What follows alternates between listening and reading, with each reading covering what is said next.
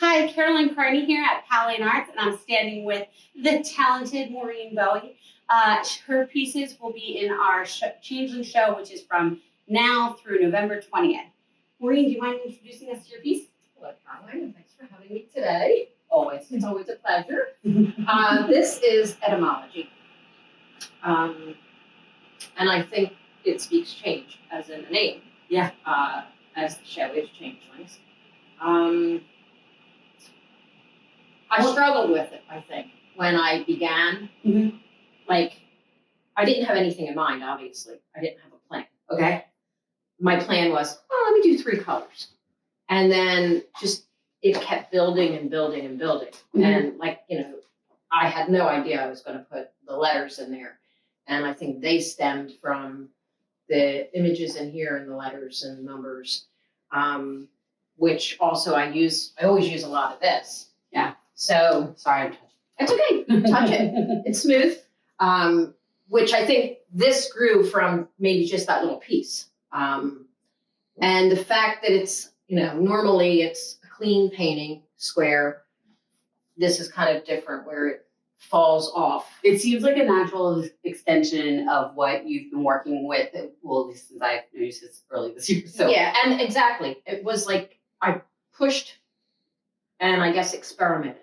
Yeah, if that makes which sense. is something that I love about you is that you use your materials in such an interesting way. So, to me, it feels so natural that you built this out and extended past the picture plane a little bit, which I think is so using all the same materials that I always do. Can you talk a little bit about what the materials here are? Sure, because it's unique. Well, it's on a crated wood panel, but this wood, this is like somebody gave it to me. Mm-hmm. And it's different from the board that I usually use. So this is added, which you almost can't tell. Yeah, because you've seen it so well. Yeah, and I mean, it does change a little bit on the plane of it or the surface. Totally makes sense because we're talking about a component of 3 different things coming together to create the etymology of the singular piece. Again, yeah, the change, everything kind of just fell together at the very end of this, right down to the name. So if you're looking at this in person, you'll notice that there is screening gridded that's coming here, and then it's mirrored here. Is this a stamp or is it embedded? See how this is gridded? How did you do that? No, this is just probably a little, it's actually this was put on here and then stenciled through. Oh, that's perfect.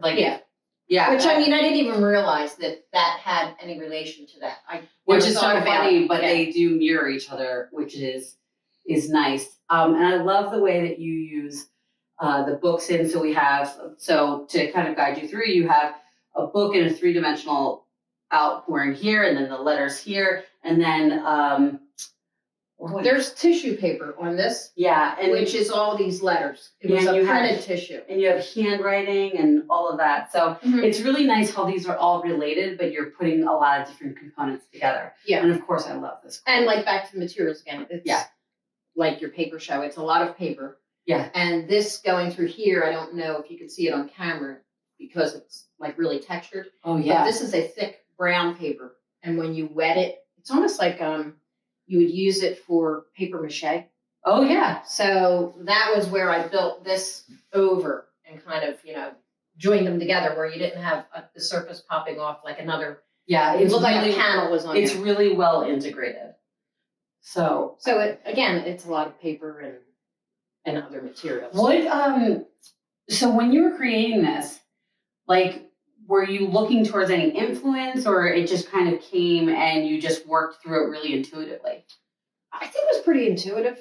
That's the part where I struggled with it because it was constantly, what next? What next? And I knew I wanted to use 3 colors and just transition them. But at the same time, I knew when it was white here, well, it can't be dead white. Yeah. Like Rothko has lines where they just kind of, they're not really lines, but they where he has an underpainting that he then layers things over, and then he'll paint a line over it, and it kind of it doesn't bleed exactly, but but to some degree it does. It's not a straight Not that I brought him up because of this, but I'm just saying, like, I know what you mean. when you're working through it, I didn't want it to be a dead color, you know, where it just You wanted it to have kind of transitioned, where the color, this comes back to this and this goes over that. And Yeah, you wanted to like have movement throughout. Correct. Yeah. So I think it's beautiful. Thank you.